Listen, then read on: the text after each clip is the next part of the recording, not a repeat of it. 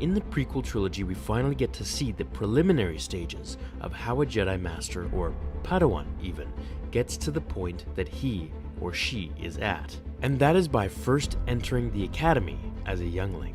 As we see Yoda training a school full of them, where we get this ancient Grandmaster so powerful with the Force, now teaching the next generation, who will go on to breathe continuous life into the Order and the Jedi.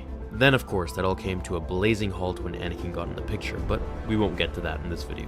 While they were very young, almost toddlers even, we can see that they were using lightsabers in this scene. Now, what kind of lightsabers are these? With the mind of a child, no matter how wonderful, as Yoda says, their accuracy, motor skills, and overall dueling experience are in their infancy stages. Surely they can't be using real lightsabers strong enough to cut the limbs off their classmates, could they? They actually were. However, the crystal was dumbed down. You see, Jedi used Anakin crystals, at least back when everything we knew about the movies was canon. These crystals helped Force users bond with their weapon. It let the Force flow freely through them and allowed one to harness the Force within it and themselves. Later, after Order 66, Palpatine set a ban on all crystals that could be used in making a lightsaber.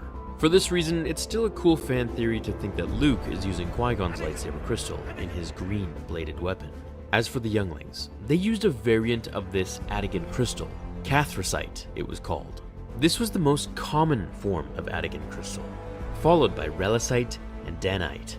Cathite crystals were the weakest of the Anakin crystals and often used to create training lightsabers for the Younglings. They produced a weak pale green or blue blade, which produced very little heat and was impossible to inflict wounds.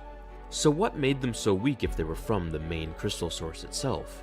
Well, while Cathite crystals were perfectly stable, small imperfections in their crystal matrices acted as a buffer and reduced the damage to the lightsaber overall.